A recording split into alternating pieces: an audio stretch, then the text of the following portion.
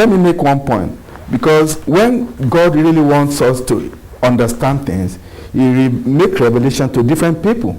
He doesn't just reveal to one person, he reveals different aspects of it. I read a book.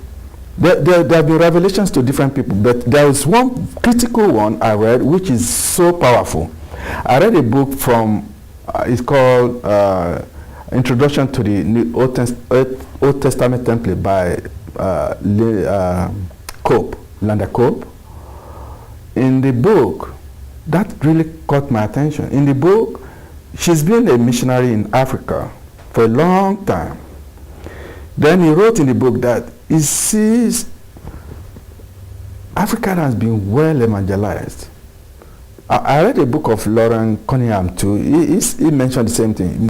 He said, you just look at Africa, they are so excited for God, But what's going wrong? The nation are still poor, they become poorer.